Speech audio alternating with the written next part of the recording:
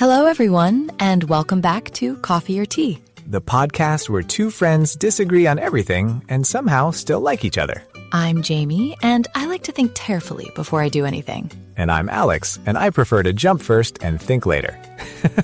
That explains so much about you, honestly. Hey, at least my life is interesting. Today's big question is, big company or small startup? Should you work at a huge, famous company or join a tiny, exciting startup? This is such a real question. A lot of people face this choice right now. And I already know I'm going to win this debate. Just saying. You say that every single episode. And one day I'll be right. If you work at a startup and it fails, you might have zero salary. Zero. Okay, that is a little scary. A little? That's a lot scary, Alex. But if it succeeds, you could be a millionaire. Think about that. I'd rather think about my stable paycheck every month, thank you. So predictable, Jamie. So predictable. Predictable is good. Predictable means I can pay my rent. Okay, listeners, which side are you on? Big company or small startup? Tell us in the comments below. We really want to know. All right, who goes first today? I'll go first this time. I have a lot to say. Oh, this should be good. Go ahead, Jamie. Okay, in my opinion, working at a big company is the smarter choice. Big companies offer stability. You know your salary is coming every month. Okay. That stability lets you plan your life. You can save money, pay for a home, start a family. That's true. At a startup, your salary can change or disappear completely. Fair point. My first reason is job security. Big companies don't close overnight.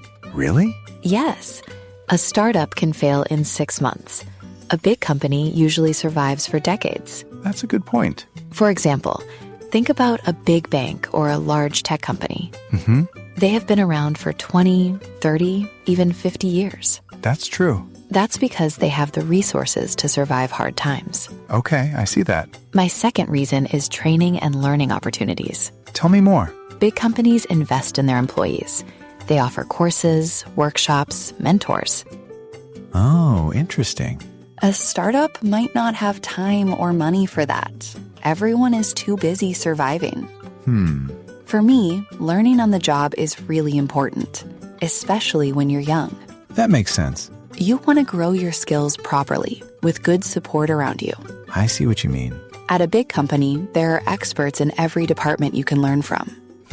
Okay. And one more thing, benefits.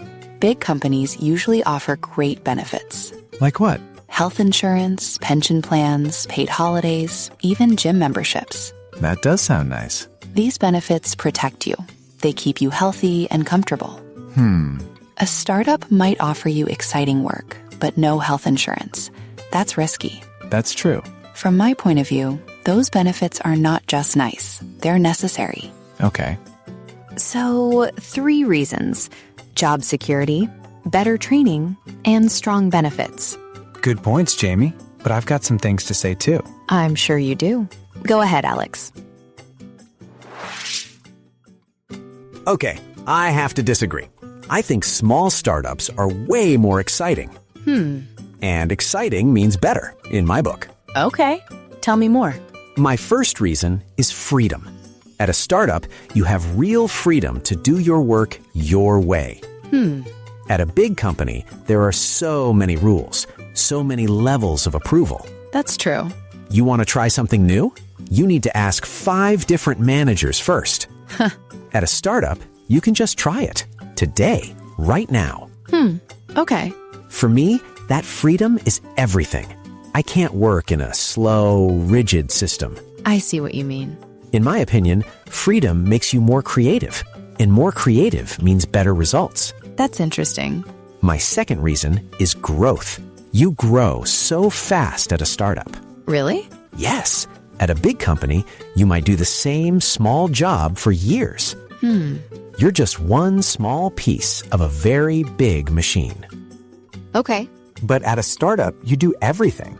Marketing, product, customer support, all of it. That sounds exhausting. It is exhausting, but you learn so much, so fast. I see. After 2 years at a startup, your skills are incredible. You've done everything.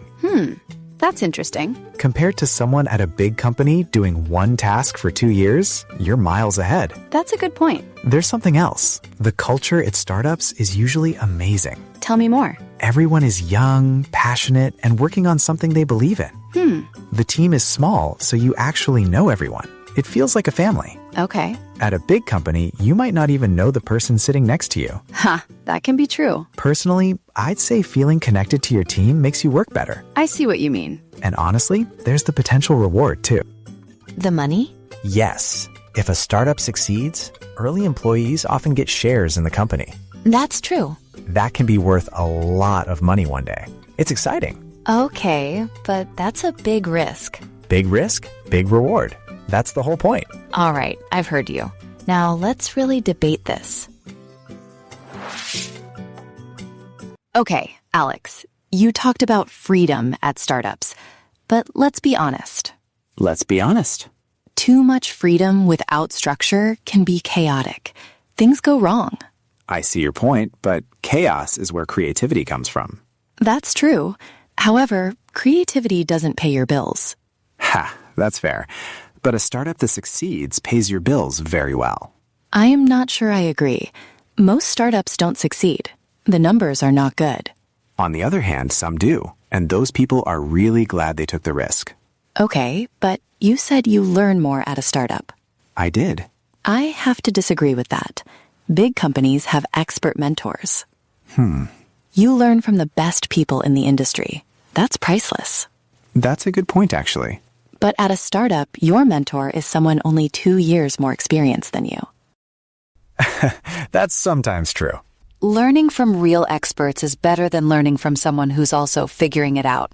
I see what you mean, but I still think learning by doing beats learning from lectures. You're right about that. Learning by doing is valuable.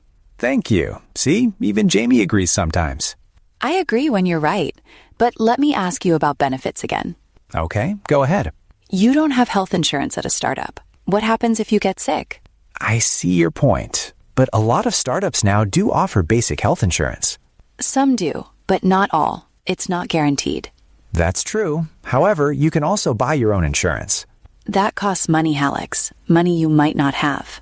Okay, fair. But think about the culture again. The family feeling? Exactly. Don't you think that matters for your happiness at work? I think it matters, yes. But big companies have culture too. I'm not sure I agree. Big companies can feel cold and impersonal. I see your point. But many big companies work really hard on their culture now. They do, but it's harder when there are 10,000 employees. That's a fair point. It's not easy to feel connected in a huge company. You're right about that, Jamie.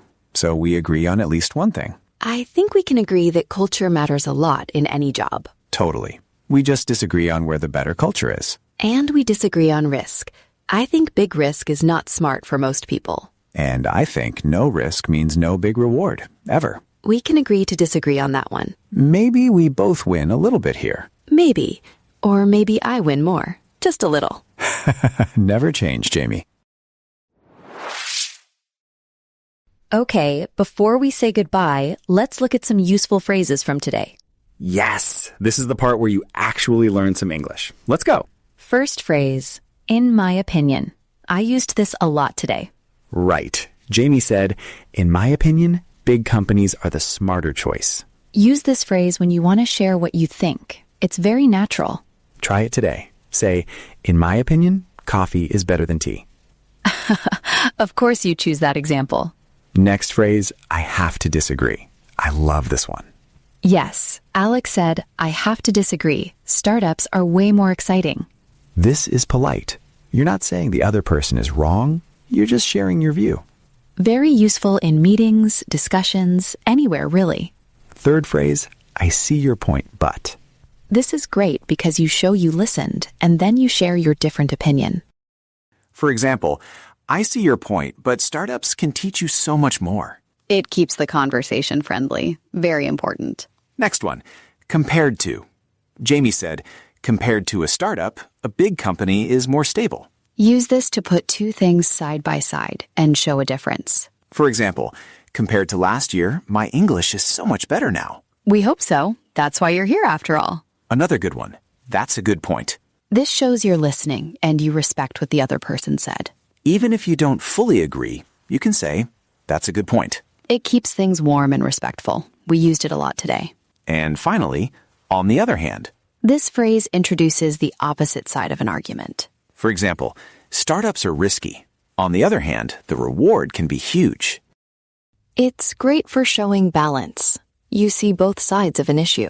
Okay, listeners, your challenge this week is to use at least 2 of these phrases. Use them at work, at school, with a friend, anywhere. And now, our question for the comments. Big company or small startup? Which would you choose? Tell us your reasons. We read every comment. We really do. And in the next episode, we're going to talk about living in the city versus living in the countryside. I already know I'm going to love the countryside of that one. And I already know you're wrong. Thank you so much for listening to Coffee or Tea today. Keep practicing your English. You're going great. Stay safe, stay curious, and we'll see you next time. Bye. Bye.